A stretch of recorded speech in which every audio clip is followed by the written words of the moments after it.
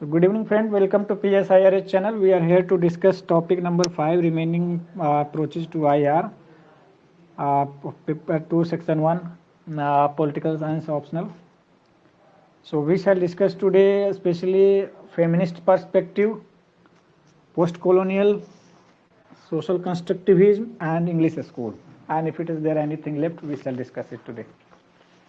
So let's start from feminist. So it is also called reflectivist school, and we shall study what is there in this. It is also called meta ideology because there are different schools of feminism. In common concern of feminist is the lack of women perspective in all existing fields of knowledge. It is with respect to feminism, not feminist approach to IR. और उनका जो भी है वो हर चीज को explain करते हैं कि जो हमारा आउट ऑफ ऑल डिसिप्लिन्स है इंटरनेशनल पॉलिटिक्स इज मोस्ट मैस्कुलिनिस्ट. इसमें द बिगेस्ट इम्पैक्ट हुआ है separation of between personal and political का, खास करके इंटरनेशनल पॉलिटिक्स में, और इसे डोमेन ऑफ मेन समझा जाता है. फेमिनिस्ट लोगों ने डाटा भी दिया है अपने पॉइंट ऑफ व्यू को सपोर्ट करने के लिए, और ये हमारे नोट्स में अभी तक वही 25 वोमेन ही चल रहा है. यदि आपको में से कोई अपडेट कर देते हैं कि एट प्रेजेंट कितना है, या तो एग्जाम में जाते समय आप लोग अपडेट कर लीजिएगा, गूगल में यदि सर्च हो जाता है तो एज ऑफ 25 सितंबर 2022 लिख लीजिएगा, या तो 24 सितंबर बोल्ड हो जाएगा. सिंथिया एनलोए का बुक है banana beaches and bases, making feminist sense of international politics. इसमें सजेस्ट करते हैं कि personal is international and international is personal. ठीक है, कैसे वो तो पूरा बुक में उन्होंने फिक्स किया होगा कि कैसे है वो. फिर उन्होंने ये भी बोला है कि डोमिनेशन ऑफ मेल्स है इंटरनेशनल पॉलिटिक्स में, इस चीज़ को हाईलाइट किया है. और उन्होंने बोला है कि वुमेन जो है इंटरनेशनल रिलेशन में सेकेंडरी रोल्स प्ले करती है. उनमें 3 रोल्स का इन्होंने इनलिस्ट किया है, वो हमारे नोट्स में. कौन कौन से रोल उन्होंने इनलिस्ट किए हैं as secondary roles by women?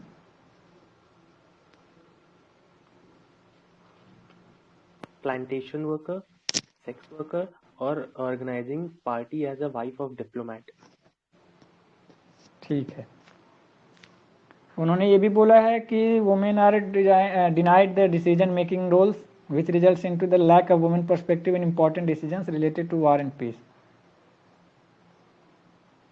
वो भी बोलती हैं कि जो वार होता है वो women are worst affected.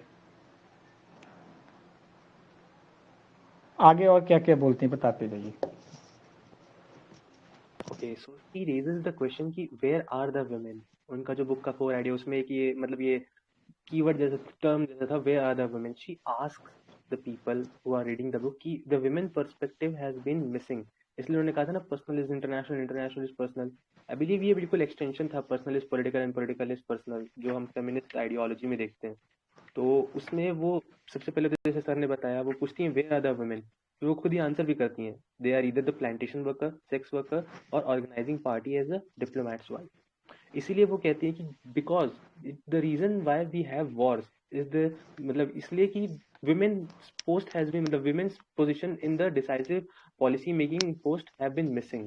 The women's have been eliminated from the key posts in the society or key post in decision making of the countries.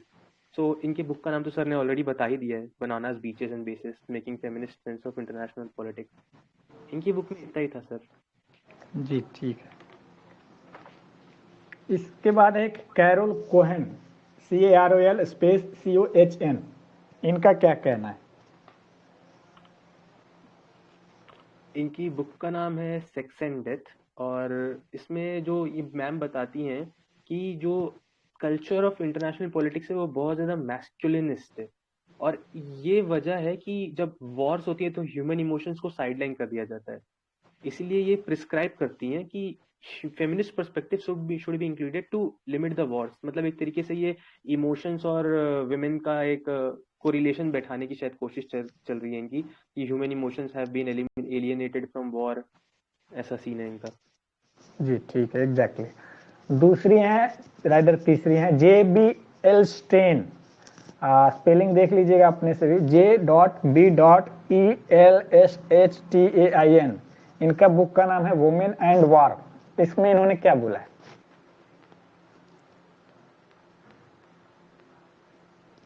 वही चीजें बोलेंगे जो सब बोलते हैं, उन्होंने भी वही स्टडी किया है, बुक का नाम अलग है। ये हाईलाइट करती हैं consequences of overlooking women perspective, और उनके अकॉर्डिंगली कि एम ऑफ फेमिनिस्ट पर्सपेक्टिव क्या है, तो ये है to create sensitivity about the consequences of masculinist discourses which promote the distorted world view.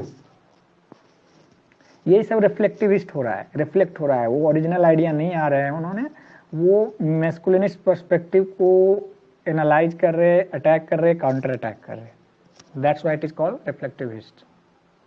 बाकी होते रेशनलिस्ट, लिबरल्स, रियलिस्ट, मार्क्सिस्ट, ऐसे वाले। एक आती हैं एन.जे. टिकनर, इन्होंने साइंस बनाने की कोशिश की, रादर इनका जो बेसिस ऑफ स्टडी था वो मर्गनथॉव को पॉइंट टू पॉइंट काउंटर करते हुए उनका थ्योरी डेवलप हुआ। इनका बुक का नाम था जेंडर इन इंटरनेशनल रिलेशन, और डबल डॉट के बाद है feminist perspective on achieving global security. इन्होंने 6 प्रिंसिपल्स ऑफ मॉर्गनथॉव को रिफॉर्मुलेट किया। तो इनका जो थीम था, उन्होंने लिखा कि we can not separate politics from ethics and we have to recognise the role of morality. दूसरा थीम था कि security can not be understood just in terms of national security और टेरिटोरियल इंटीग्रिटी। इन्होंने human security को centre पर रखने की बात कहा। अब ये 6 प्रिंसिपल्स बता दीजिए शॉर्ट में, no details required. Point to point critique मतलब मॉर्गनथुआ का क्रिटिसिज्म दिया था उन्होंने। We will not discuss the Morgenthau 6 principle, we will just enumerate on human nature. She said that Morgenthau is not scientific, criticising him कि human nature is both masculinist and feminist. तो आप ये नहीं बोल सकते कि जो उन्होंने बोला वही सही है। On national interest she said that national interest is not the struggle for power, can be it can also be मतलब national interest could also be achieve by cooperation. On the role of ethics, she had said that politics cannot be supported from ethics because the realist presumptions where ethics and politics cannot be go hand in hand. तो उसका criticism दिया उन्होंने। power का भी दिया, power is not the only domination of masculinist. She takes constructive view of power. She takes moral principles on account to avoid any war, and she rejects the autonomy of politics from autonomy of ethics from politics. मतलब ये शायद एक point का repetition ही है, reject the autonomy of politics from ethics. Separation नहीं चाह रही वो। ठीक, अब हम लोग, ये तो हो गया जो कोर थ्योरिस्ट थे उनका। अब हम देखेंगे कि इनका रिलेवेंस क्या है of international perspective, feminist perspective का इंटरनेशनल पॉलिटिक्स में। तो यहाँ पर हम लोग देखेंगे कि थ्योरेटिकली क्या रिलेवेंस है और इन प्रैक्टिस क्या रिलेवेंस है, और वो कैसे एक दूसरे में इंटरमिंगल हुए हैं। तो पहले तो ये बोला जाता है कि feminist perspective has been on the periphery of international politics, जो कि मेल स्ट्रीम थ्योरी बोला जाता है। मेल स्ट्रीम इसका टेक्निकल टर्म है, MALE, मेल स्ट्रीम थ्योरी। फिर भी हाल फिलहाल के दिनों में इन्होंने रिकॉग्निशन गेन करना स्टार्ट किया है in both theory and practice. तो पहले देखेंगे कि थ्योरी में क्या रिकॉग्निशन है, फिर देखेंगे प्रैक्टिस में क्या है। तो थ्योरी में ये है कि कुल मिलाकर ये देखा जाता है कि जो इनका पर्सपेक्टिव है वो मोर न्यूट्रल है और मोर क्रिटिकल है इन कंपेरिजन टू मैस्कुलिनिस्ट डिस्कोर्सेज, जो कि रियलिटी को डिस्टॉर्ट करते हुए आता है, अपने हिसाब से यूज करते हैं। और ये मोर हो गया कि ये it is not complicit with और blinded by any existing institution of power relation. इनको किसी चीज़ को सस्टेन नहीं कराना है कि न्यू लिबरल को सस्टेन कराना है या कम्युनिस्ट को सस्टेन कराना है, ये अपने हिसाब से चलते हैं। इसलिए इनके साथ इनके पास न्यूट्रलिटी का वो बैगेज भी नहीं है जिसको कैरी करना है।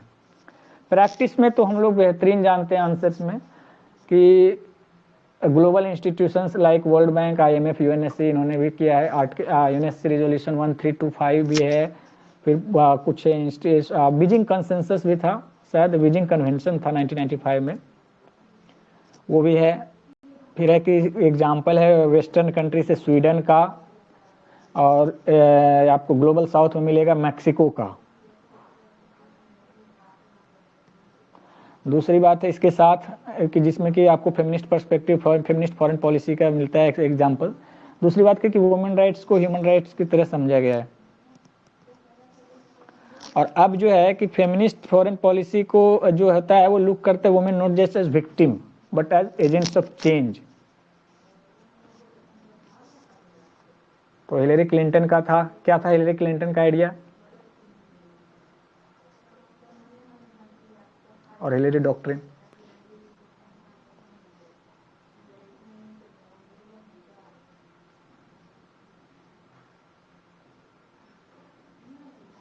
बता दीजिए। वो भी फॉरेन पॉलिसी को, फेमिनिस्ट फॉरेन पॉलिसी को सपोर्ट करती हैं और यूएसए को क्रिटिकल होती हैं कि उन्होंने ह्यूमन राइट्स वायलेशन को कुल मिलाकर, जो कि मतलब हो जाता है कि वुमेन का बेसिक राइट्स का वायलेशन हो जाता है, खास करके सऊदी अरेबिया में, तो उनको यूएसए ने ओवरलुक किया है। That's all. और कुछ कोई इंट्रो कंक्लूजन बढ़िया वाला, ब्यूटीफुल, कैची, अट्रैक्टिव? हिलरी क्लिंटन का जो कोर आइडिया है उससे स्टार्ट किया जा सकता है। उनका कोर आइडिया ये है, her stand was women's right and violence against women should be considered as issues of national security and the doctrine and the Hillary doctrine propagates the same। मतलब कंक्लूजन में अगर आपको ऐड करना हो कि Hillary Clinton का core theme क्या था, तो women's right and violence against the women both in the first world countries as well as in the third world countries, उन दोनों के लिए इनका था मेन स्टैंड।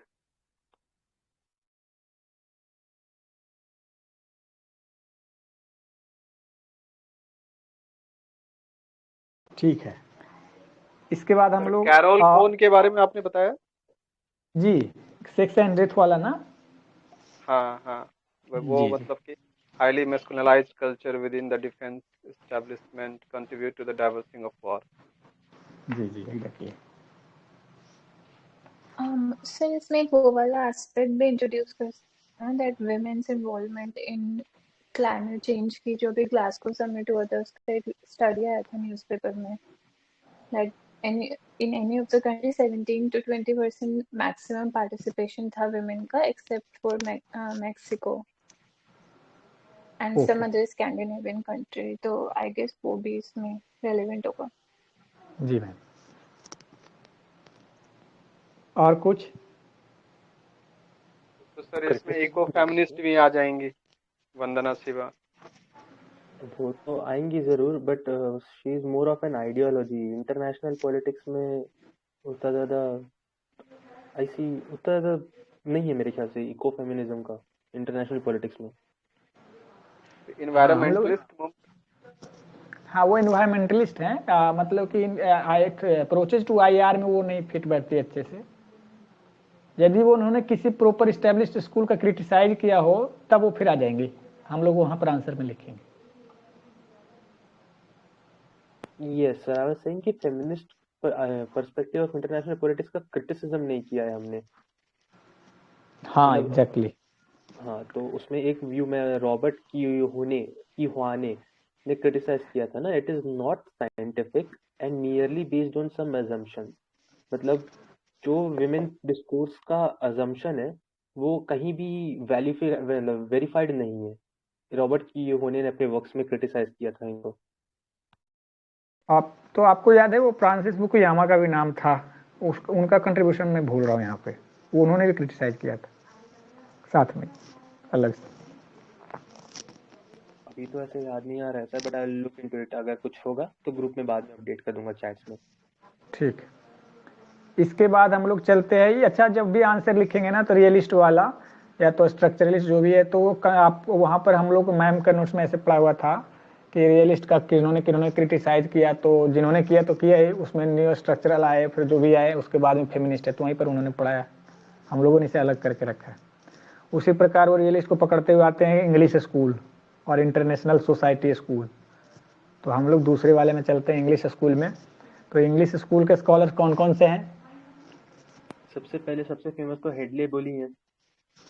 दूसरे?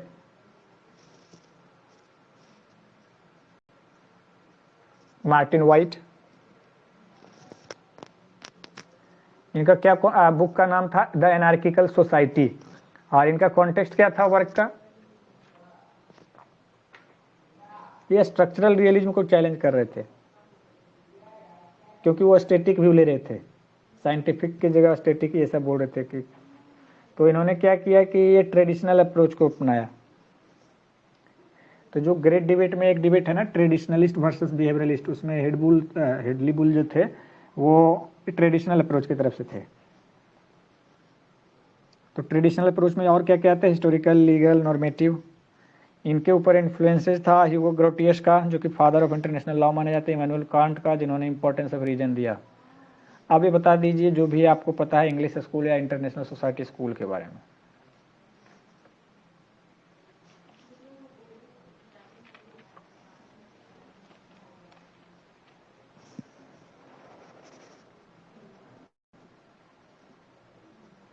नहीं पता?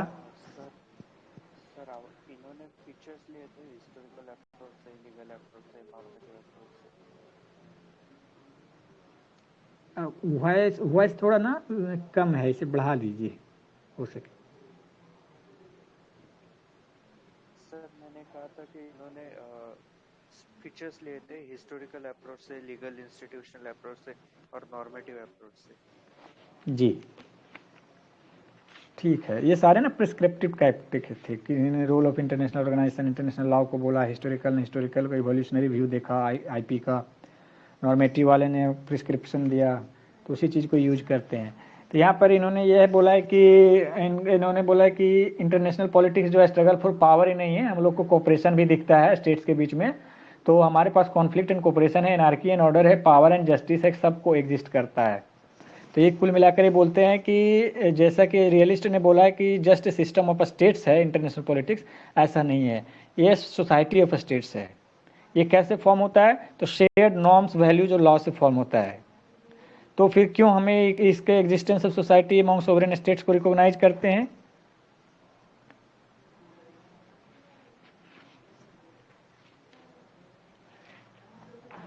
ठीक है, ये मानते हैं कि ठीक है कि सोवरेन है, फिर भी उनके पास शेयर्ड नॉर्म्स हैं, शेयर्ड वैल्यूज हैं, इंस्टीट्यूशन से लॉ है। जैसे कल बोला जा रहा था कि वियना कन्वेंशन इन्वोक हो जाएगा, या तो ह्यूमन राइट्स यूडीएचआर है, तो ये इस चीज़ को पकड़ते हैं कि इंटरनेशनल लॉ का इफेक्ट तो है, मतलब उतनी भी एनार्की नहीं है जितना बोला गया, एनार्किकल सोसाइटी है, दाव की जो भी चीज़ें है।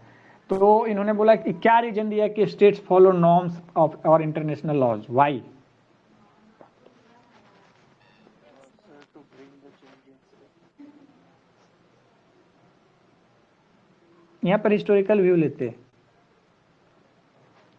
क्योंकि ग्रोथ एनार्किकल सोसाइटी का व्यू जी, कि ग्रोथ ऑफ रीजन होने के कारण स्टेट्स ने नॉर्म्स एंड वैल्यूज को ऑब्जर्व करना स्टार्ट किया ताकि सिक्योरिटी और प्रोस्पेरिटी आए।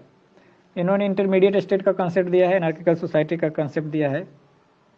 हेडली बुल ने डायरेक्ट लिखा है कि international society comes into existence when groups of states having common interest and values come together and agree to be bound by set of rules in their relation with one another.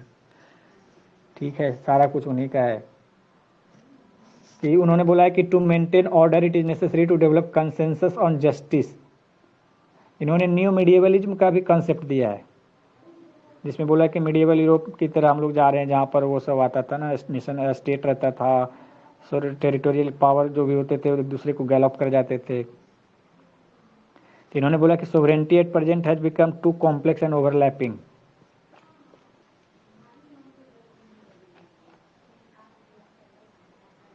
ठीक है, इतना ही है, कुछ ज़्यादा नहीं है इसमें। इसको आप यूज कर सकते हैं रियलिस्ट स्कूल को क्रिटिसाइज करते हुए, एज इट इज तो हमारे सिलेबस में नहीं है। इसके बाद चलते हैं सोशल कंस्ट्रक्टिविज्म पे। तो उनके क्या स्कॉलर के नाम क्या है सोशल कंस्ट्रक्टिविज्म के?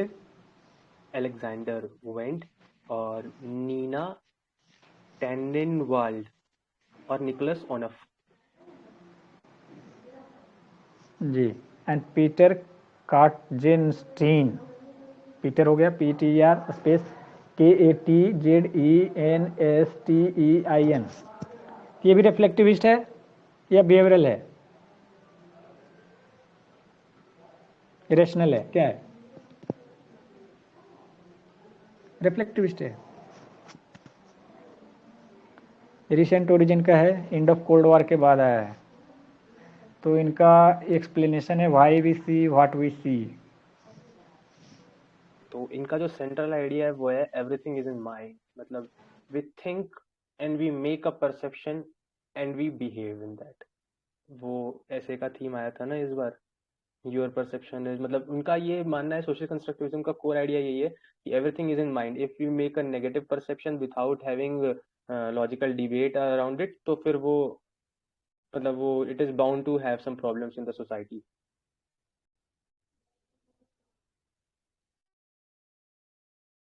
जी, और कुछ इन पर इन्फ्लुएंसेस किनका किनका था, इन्फ्लुएंसेस जो इन पे डाला इनका बता दीजिए। एक विको का है, एक कांट का है, तो विको का क्या था? सर विको ने कहा था कि natural world made by the God and social world made by the human. जी, आपका जवाब एग्जैक्ट सही है। आप थोड़ा सा ना, आपका माइक का इश्यू है सर, वॉल्यूम कम आ रहा है, तो इसे यदि आप देख पाए तो ठीक है। सर और एक और चीज थी, एंटनी गिडेंस का एक कॉन्सेप्ट था, कॉन्सेप्ट ऑफ स्ट्रक्चरेशन, उसको भी सोशल कंस्ट्रक्टिविज्म वालों ने बहुत अच्छे से यूज किया था। ये उनका कॉन्टेक्स्ट था, नियो रियलिस्ट को जो काउंटर कर रहे थे कि स्ट्रक्चरलिज्म के स्ट्रक्चर से कंस्ट्रेन हो जाते हैं, साइंस हो गया, रियलिस्ट स्कूल टाइमलेस विजडम है, तो एंथोनी गिडेंस वाला स्ट्रक्चरेशन थ्योरी यूज कर दिया कि स्ट्रक्चर तो करते हैं लेकिन मैकेनिकल वे में नहीं करते, यहाँ तक कि एक्टर्स जो स्ट्रक्चर में वर्क कर रहे हैं उनका थॉट भी स्ट्रक्चर को ट्रांसफॉर्म कर देता है। ये सर इसका हम लोग के पास एग्जाम्पल भी है, नेहरू जी। नेहरू जी जी। स्ट्रक्चर को एक्टर ने कन्फर्म मतलब कन्फाइन कर दिया था अपने करिश्मा के अराउंड, तो नेहरू जी जी का एक एग्जाम्पल भी इसमें आ जाएगा। Exactly sir. इमैनुअल कांट का भी एक आइडिया है, जैसे विको का सर ने बताया था अभी कि natural world is made by God but the social world is made by humans. तो इमैनुअल कांट है कि our knowledge gets filtered through our subjective consciousness. तो ठीक है, look through the glasses, world को हम लोग ग्लासेस के थ्रू लुक करते हैं, कल्चर्स, वैल्यूज, नॉर्म्स, आइडेंटिटीज से वो ग्लासेस बने होते हैं। निकोलस ओनुफ का बुक का नाम है the world of our making. और ये जो वर्ड है सोशल कंस्ट्रक्टिविज्म किन्होंने सबसे पहले यूज किया था?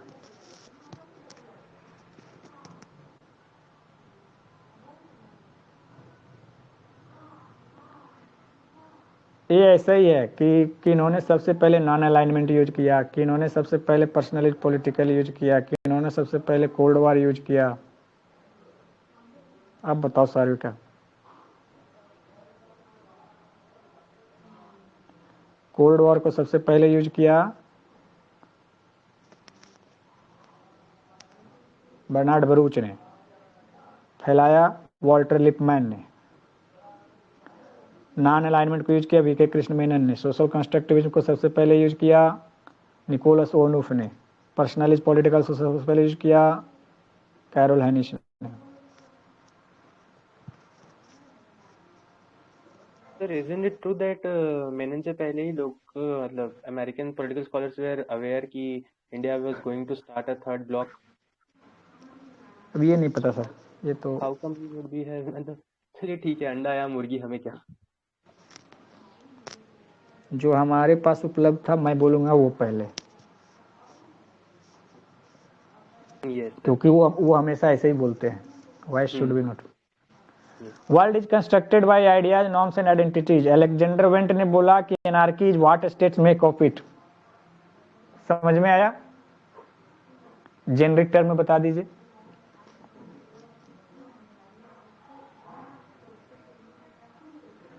सर मतलब वो बताते हैं एक तरीके से, जो सबसे जस्टिफाई कर देते हैं कि हाँ गवर्नमेंट नहीं है, बट आप अनार्की को दूसरे तरीके से लीजिए कि अनार्की की वजह से जो स्टेट्स हैं वो पावर पॉलिटिक्स कर रहे हैं, इन द सेंस कि वो स्टेट अपनी मर्जी से नहीं कर रहे हैं, अनार्की है, इसीलिए the anarchy compels the people to go for power politics. हाँ, तो ये जो थ्योरी है आप इसको ना सबसे अच्छे से समझ जाओगे सोशल कंस्ट्रक्टिविस्ट को, यदि आप नियो रियलिस्ट या स्ट्रक्चरल रियलिस्ट को काउंटर करते हुए उस कॉन्टेक्स्ट में देखोगे। यहाँ भी इन्होंने बोला कि एनार्की तो था, अब आप ये पकड़ो स्टेट ऑफ नेचर था। अब हाउस वाला पकड़ते हो, लॉक वाला पकड़ते हो। हाउस वाला पकड़ोगे तो सेक्रेटरी डायलमा आएगा, लॉक वाला पकड़ोगे तो म्यूचुअल को एग्जिस्टेंस गुडविल दिखेगा। तो ये है एनार्की है, लेकिन वही केनेथ वॉल ने क्या पकड़ा, सेक्रेटरी डायलमा ये है, वो एक्स एनार्की है। तो यही बोला कि anarchy is what states make of it.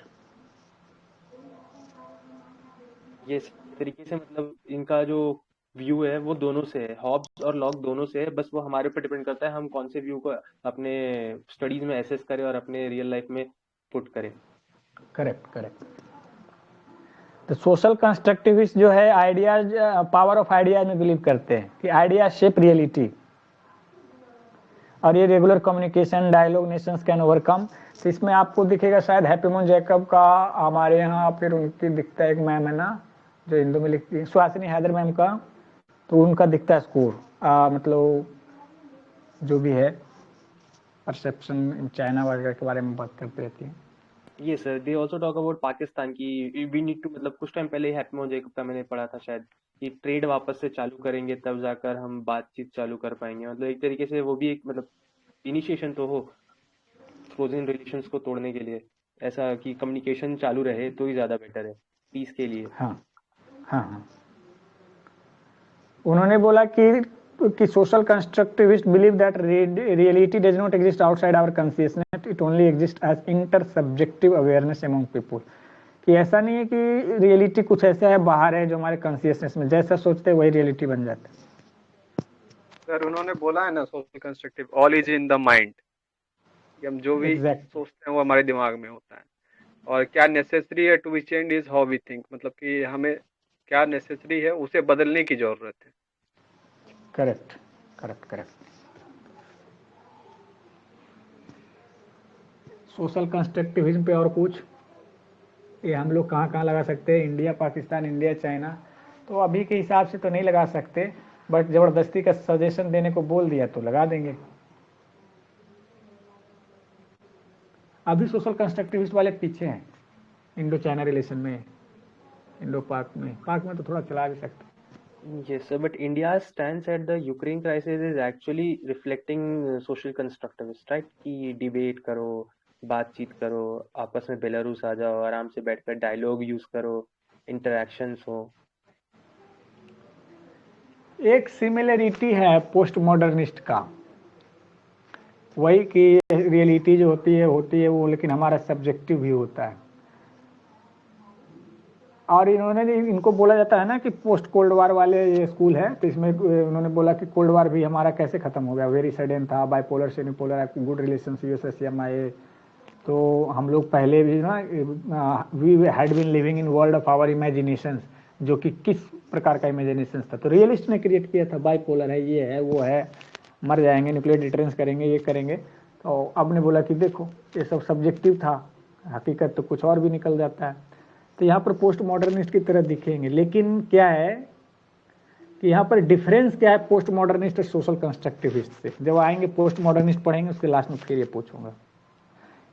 एक चीज यहाँ पर इनका क्रिटिसिज्म जाता है सोशल कंस्ट्रक्टिविस्ट का, कि they fail to realize that ideas are also shaped by political and social realities. Ideas do not fall from the sky. खुद ही स्ट्रक्चरेशन का शिकार हो गए।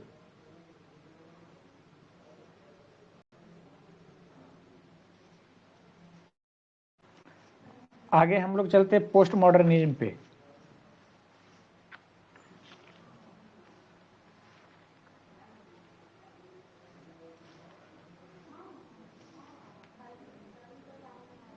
Yes, sir, we post shall move. Post modernist के scholar जो है ना, सबसे पहले तो है कि लेयोटार्ड का है post modernism is incredibility towards meta narrative.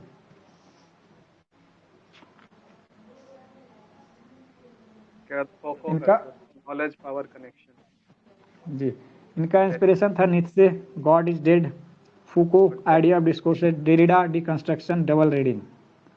ये पोस्ट मॉडर्न वर्ड की इन्होंने सबसे पहले यूज किया।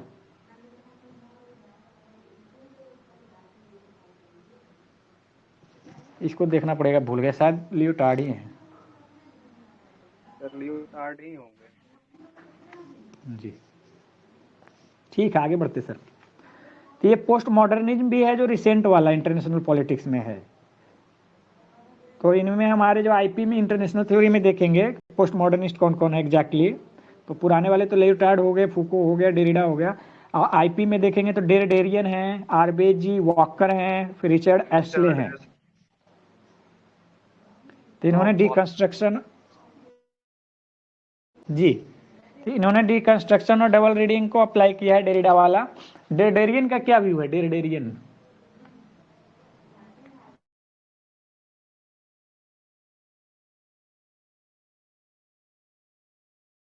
सर जो उन्होंने भी तो शायद डिकंस्ट्रक्शन अप्रोच ही अप्लाई किया था।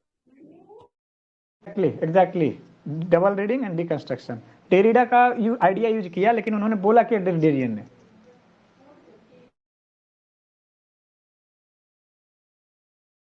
yes sir, he has analyzed the discourse of the field of diplomacy from the postmodernist perspective। इनका ये काफी बड़ा वो था, बट अप्रोच जैसा किसी ने बताया कि हाँ डिकंस्ट्रक्शन अप्रोच ही यूज हुआ है इसमें भी। सर इन्होंने आई थिंक स्ट्रक्चरल रियलिज्म को जो है इन्होंने क्रिटिसाइज किया था। नहीं, इनका जो वो है वो पूरे रियलिस्ट को ही वो करते हैं, मतलब पूरे रियलिस्ट जितना भी रियलिस्ट स्कूल ऑफ थॉट है ना उसको ये क्रिटिसाइज करते ही हैं। और हाँ, इसमें इनका yes, please carry on sir। इनका बोलना है कि international politics can be understood as a text और can be interpreted from different perspective. तो कॉन्टेक्स्ट हम लोग डाल देते हैं। और डिप्लोमेसी को इन्होंने एनालाइज किया पोस्ट मॉडर्निस्ट पर्सपेक्टिव से। देखिए क्या, अब रिचर्ड एस्ले पे क्या है? रिचर्ड एस्ले का फेमस है इसमें, इनका फेमस तो एनार्की प्रॉब्लमैटिक हुई, हाँ प्रॉब्लमेटिक हुई जी। तो ये बहुत जगह लिखा हुआ है कि बहुत जगह मतलब आपको किसी भी स्कूल का, बहुत सारे स्कूल का जब हम लोग कंक्लूजन लिखेंगे तो इसमें यूज कर सकते हैं।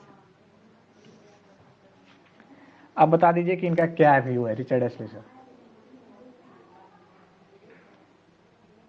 सर उन्होंने एनआरके प्रॉब्लमेटिक बताया था, ऐसा कुछ। जी, उनका व्यू उसमें क्या क्या उन्होंने एनालाइज किया ये है। basically his view was against the So realist। हाँ प्लीज कैरी ऑन। रियलिस्ट का डिस्क्रिप्शन जो एनार्की का जो डिस्क्रिप्शन देते हैं रियलिस्ट, उसको ये प्रॉब्लमेटिक मानते हैं और जो सिक्योरिटी डिलेमा की तरफ लीड करता है, जो कि जरूरी नहीं कि हमेशा सही हो, अदरवाइज भी हो सकता है।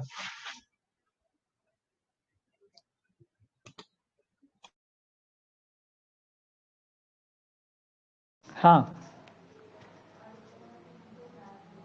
उन्होंने लिखा है कि जो रियलिस्ट स्कॉलर ने एनार्की का कंसेप्ट यूज किया है उसमें थ्योरेटिकली प्रैक्टिकली बहुत ऑब्जेक्शंस इन्होंने रेज किए हैं। बोला कि उनका पर्पसफुली उन्होंने role of international organisation CTC को एक्सक्लूड किया है रियलिस्ट वालों ने। तो उनका प्रिस्क्रिप्शन जो उन्होंने रियलिस्ट वालों ने दिया एनार्की का नेगेटिव कॉन्सिक्वेंसेज होगा, और जिस तरह से एनार्की को इंटरप्रेट करते हैं कि लीड करता है वार को, ये सब भी प्रॉब्लमेटिक है। और जब वार हो जाता है, मतलब इन्होंने इस तरह से इंटरप्रेट करते हैं कि वो वार में चला जाता है। जब वार हो जाता है फिर बोलते देखा मैंने सही बोला था।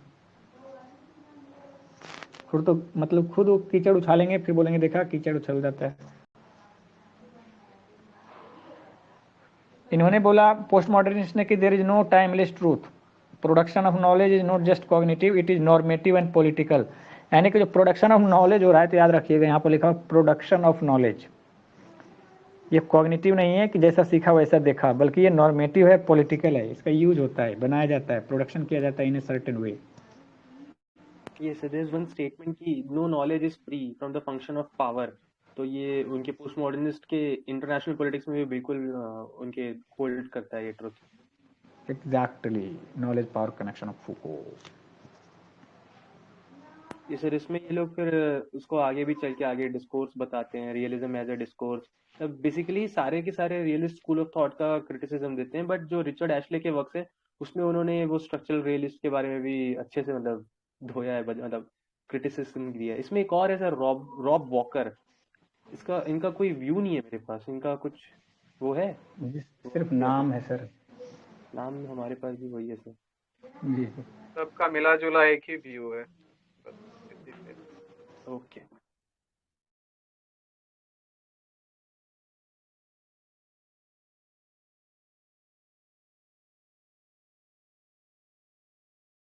अभी हाल फिलहाल के रिसेंट के टाइम्स में post modernism school of thought का कोई आर्टिकल या फिर ऐसा कुछ, मतलब कोई स्कॉलर?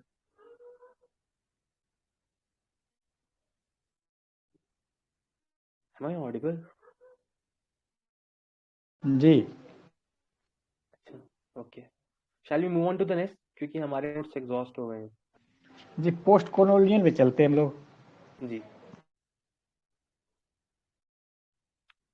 बताइए इसमें क्या क्या है। पोस्ट कॉलोनियल स्कूल के जो स्कॉलर्स हैं उनमें सबसे फेमस तो मोहम्मद अयूब और स्टैनली हॉफमैन, ये दो हैं। पोस्ट कॉलोनियल का जो कोर आइडिया है, the core idea of post colonial scholars in international politics is to decolonise the discipline of international relation. मतलब दे ब्लेम, मतलब दे एलेज, या फिर दे स्टेट, या फिर दे हैव अ वेलिफिकेशन कि जो इंटरनेशनल पॉलिटिक्स है it has been corrupt with the corruption of Eurocentric views. फिर चाहे वो कोई भी व्यू हो, चाहे वो रियलिस्ट व्यू हो, EH कार का व्यू ले लीजिए आप, या फिर आप किसी भी रियलिस्ट स्कॉलर का ले लीजिए, लिबरल स्कॉलर का ले लीजिए, मतलब जिसका भी व्यू लेंगे आप, it is Eurocentric according to them.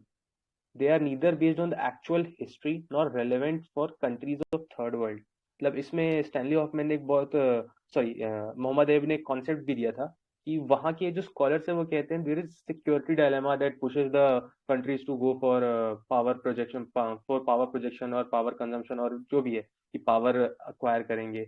But post colonial states को ऐसा इनसिक्योरिटी सिक्योरिटी डायलेमा। डायलेमा, हाँ, उनका कॉन्सेप्ट ही बदल दिया। उनका इनसिक्योरिटी डायलेमा कि अरे पाकिस्तान कभी भी अटैक कर देगा, चलो न्यूक्लियर बम बना लेते हैं। कि अरे चलो इंडिया कभी भी अटैक कर देगा, POK पे मतलब वो अपने सोल्जर्स खड़े कर देते हैं। तो यहाँ पर इनसिक्योरिटी डायलेमा, डर की वजह से हम अपनी पावर बढ़ा रहे हैं। हम चाइना से हम अपने मर्जी से अपना सारा बजट ड्रेन नहीं कर रहे डिफेंस में। हमें डर है कि चाइना हाइपरसोनिक मिसाइल बना लेगा, उससे पहले हम बना लेते हैं। तो ये क्या हुआ, थर्ड वर्ल्ड का इनसिक्योरिटी डायलेमा, कि हमें डर है हमसे पहले कहीं चाइना हाइपरसोनिक मिसाइल डेवलप करेगा तो हमारी सिक्योरिटी थ्रेट में आ जाएगी। सो security is in threat, so insecurity dilemma. इसमें स्टैनली हॉफमैन का व्यू ये है, नहीं, स्टैनली हॉफमैन का व्यू क्या है, कोई बताए? ये अमेरिकन सोशल साइंस बोलते हैं इंटरनेशनल रिलेशन को, क्योंकि एरोगेंस दिखाता है ये। इन्होंने ये, मेरे पास तो इतना ही लिखा हुआ है।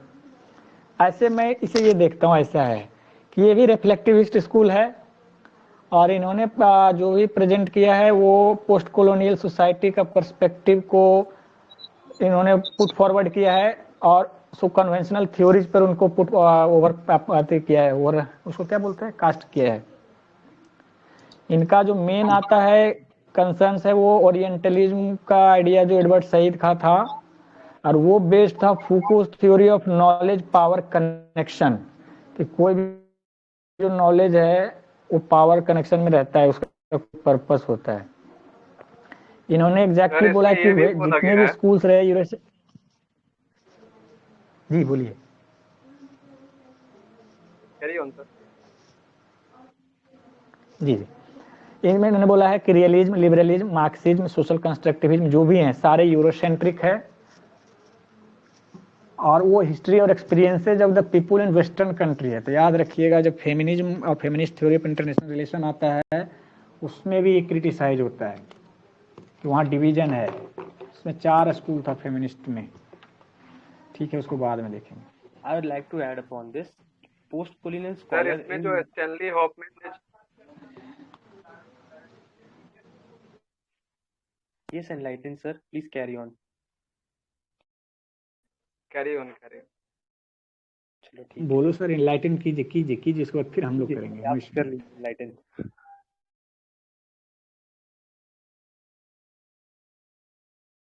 सर किनेथ वॉल्ट ने बोला था कि ये रेडिकुलस होगा कि अगर इंटरनेशनल रिलेशन में हम मलेशिया और कोस्टारिका के फॉरेन पॉलिसी को स्टडी करेंगे।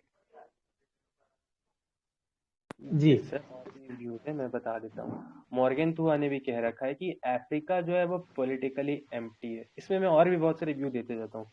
किन्हीं ने कहा था, मैं नाम भूल रहा हूँ, कि देयर इज नो स्ट्रेटेजिकल, मतलब कुछ तो था, स्ट्रेटेजिक कल्चर है वो इंडिया में नहीं है। जॉर्ज अब टेनहम। Yes sir, George टेनहम।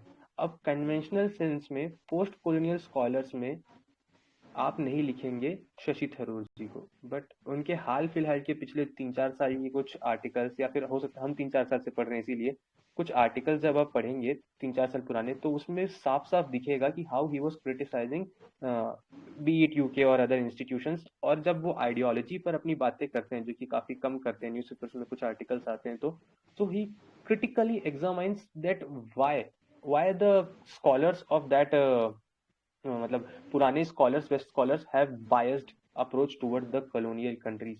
तो उसमें से एक व्यू मैं बता देता हूँ। उसमें से सबसे पहला व्यू था कि कॉलोनियलिज्म को फीड करना था उनको। Colonialism was not standing only on the legs of power, it was also standing on the legs of ideology. इस वक्त तो हम लोग 1B में पढ़ते हैं हालांकि कि जॉन स्टैनली ने क्या बोला, जॉन सीले ने क्या बोला, ये सब जो भी है, नाम भूल गया। तो ये सब जो है हालांकि उसमें पढ़ते हैं, बट एप्टली अगर आपको इंडियन डिस्कोर्स में अगर देखना है कि कहीं कोई स्कॉलर, क्योंकि मोहम्मद अयूब का जो व्यू है बहुत पुराना है, इनसिक्योरिटी डायलेमा, बट जो शशि थरूर के आर्टिकल्स आते हैं उसमें से अगर व्यूज कलेक्ट किए जाएं तो जैसे ये वाला था, और भी उनके काफी सारे वो हैं जहाँ पर वो इंडिया को सिविक कल्चर बता रहे थे, एक बार सिविक रिपब्लिकनिज्म। तो वहां पर वो क्रिटिसाइज कर रहे थे कि पहले की जो डेफिनेशन थी स्कॉलर्स की, जो वेस्टर्न स्कॉलर्स थे, वो पोस्ट कॉलोनियल स्कॉलर्स में ऐप नहीं बैठती, इसलिए इंडिया को वो कभी एक्सेप्ट ही नहीं करते थे कि India was a civic Republican. वो पूछते थे कि you don't have one consolidated language, तो फिर उन्होंने बताया कि नहीं, हमारे पास लैंग्वेज थी। और ऐसा कहाँ लिखा है कि अगर हमारे पास मल्टी कल्चरल सोसाइटी है तो फिर हम डेमोक्रेसी या फिर हम कोई भी, जैसे कोई भी थ्योरी है उसमें आप हमें अलाइन नहीं करने देते हैं, तो ऐसा कहाँ लिखा है। तो फिर बाद में वो ये भी बताते हैं कि जो मल्टी कल्चरल वैल्यूज इंडिया में पहले से थी वो तो आप खुद बाद में ला रहे थे। तो एक तरीके से वो बताते हैं कि मतलब ओरिएंटलिज्म वाला ही है डिबेट, और कुछ नहीं। गायत्री स्पिवाक ने बोला, कैन सबाल्टर्न स्पीक और even if they speak will the west listen? Subaltern approach is similar to post colonial sir, masking मतलब कि यहाँ पर नहीं, सबाल्टर्न वहाँ होते हैं, जैसे आप देखोगे इंडियन नेशनल मूवमेंट में तो सबाल्टर्न हर होते हैं जो मतलब वल्नरेबल सेक्शंस थे, मार्जिनलाइज थे। इन इंटरनेशनल थ्योरी में सबाल्टर्न आ जाते हैं global south, underdeveloped country, traditional society, so called traditional society, ये सब है। ओके, मतलब we can very well quote the एक अप्रोच होता है जिसमें वो मार्जिनलाइज सेक्शन के थ्रू मतलब पर्सपेक्टिव से चीजों को देखा जाता है, that perspective is called subaltern perspective. तो आईआर में जैसे फेमिनिस्ट ने अपने पर्सपेक्टिव से देखा, तो सबाल्टर्न वो जो आप शुरू वाले लिबरल फेमिनिस्ट थे, उन्होंने कहाँ देखा हमारे पर्सपेक्टिव को, वुमेन को, हमारे इंडिया के वुमेन को जो कि कास्ट ऑपरेस्ड होते हैं, फिर उनको डोमेस्टिक सोर्स भी करना पड़ता है, फिर वो कलर बायसनेस का भी झेलना पड़ता है, वो तो अपने हिसाब से देख लिए थे।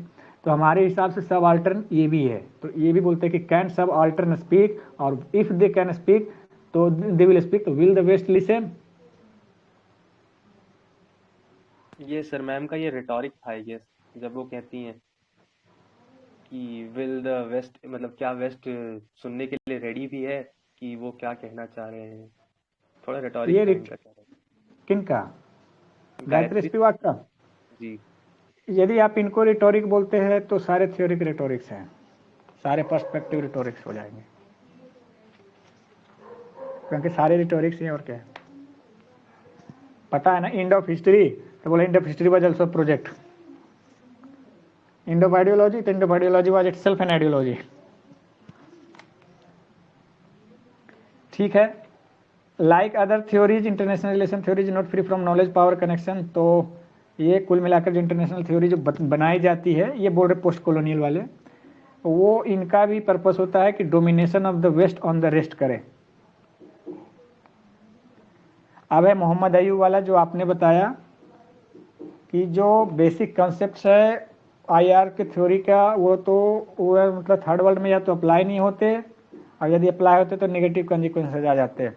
मोहम्मद अयूब ने थर्ड वर्ल्ड रियलिज्म दिया है, और इन्होंने बोला है कि concept security dilemma has limited relevance because their country suffer more from internal security threat और इनसिक्योरिटी डायलेमा।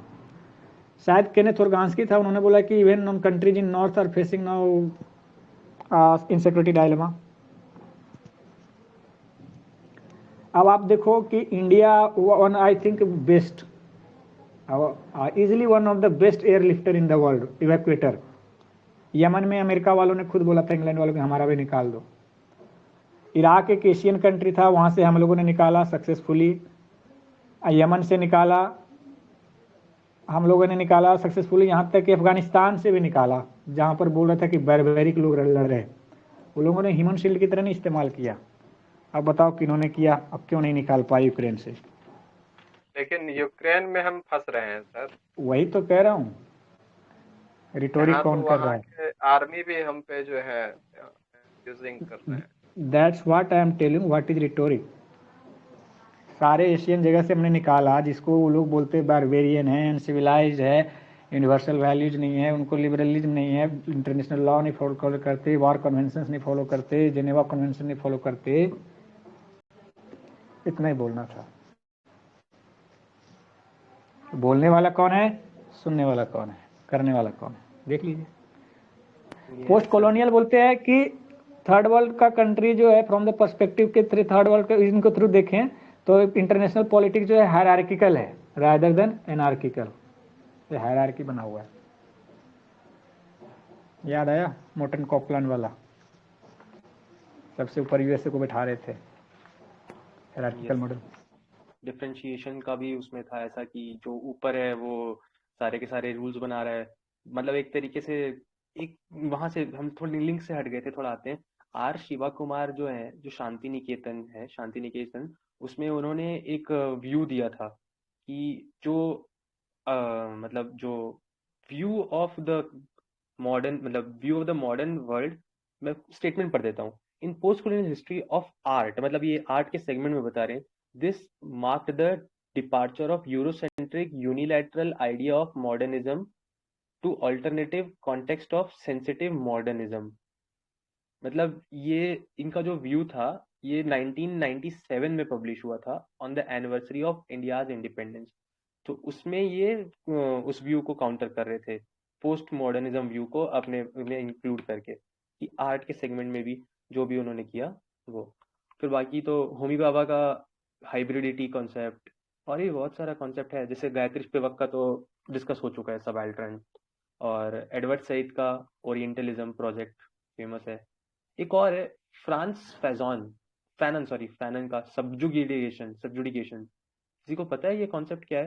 क्योंकि ये पोस्ट उसमें भी आएगा, पोस्ट कॉलोनियलिज्म में ही आएगा। ये फ्रांस फैनन था, ये पता नहीं है क्या इन्होंने बोला है। वैसे फ्रांस फैनन ही है, FANON, जी सब्जुडिकेशन। जी। अच्छा एक चीज और है, पोस्ट फेमिनिस्ट इंटरनेशनल रिलेशन में एक पोस्ट कॉलोनियल स्कूल आता है। या तो आप पोस्ट कॉलोनियल फेमिनिस्ट वाले क्या बोलते हैं कि आपका पोस्ट की जो कॉलोनियलिज्म हटा दिया, इंपीरियलिज्म हटा दिया, लेकिन उनका जो फॉर्मली तो हटा दिया, लेकिन उसका इफेक्ट अभी भी हमारे वुमेन्स पे पड़ता है, कंट्रीज इन साउथ या कॉलोनाइज्ड कंट्री में जो था। और उन्होंने बोला कि कॉलोनियल फेमिनिस्ट ये रिमाइंड कराते फेमिनिस्ट को कि not all women are colonized equally. जो ग्लोबल नॉर्थ वाले हैं उन्होंने बेनिफिट किया है, ग्लोबल नॉर्थ वाले वुमेन जो है बेनिफिट किया है इंपीरियलिज्म से। कैसे किया बेनिफिट?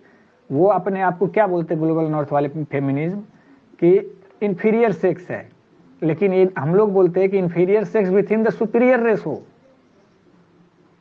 पहले तो आप लोगों ने हमेशा हम लोग को सबको सब्जुगेट किया था, आप लोग घटिया हो, उसके बाद आप उसमें हो इंफीरियर, लेकिन और वो यहाँ पर भी नहीं आते।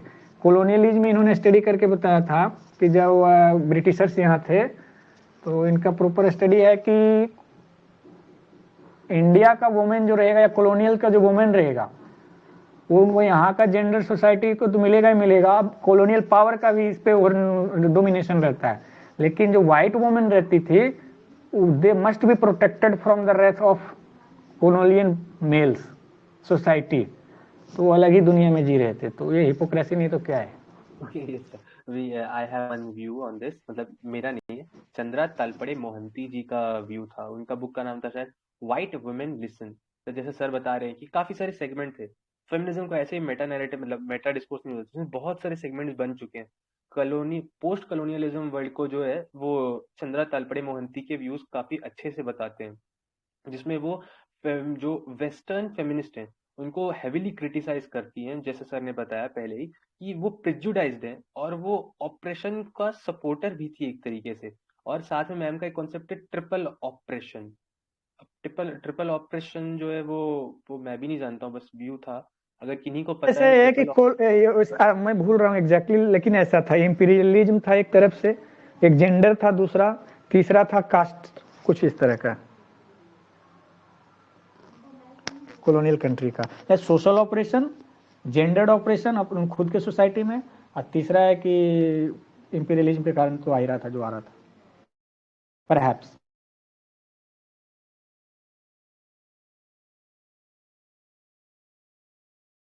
Okay, sir. Actually, I इस- don't इसे have the view, कर, so I'll go with your view. इसको करेक्ट कर लीजिएगा बाद में यदि गलत हो तो, कुछ इस तरह का ही था idea. Yes, sir. I'm looking on the internet, but कुछ conclusive नहीं मिल रहा एक बार में ऐसे cursory view में तो।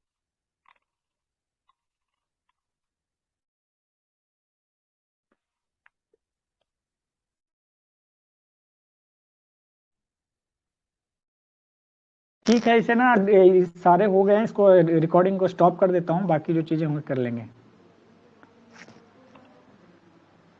कर दो। Okay, sir. Okay, sir. ठीक, okay sir. Thank you friends.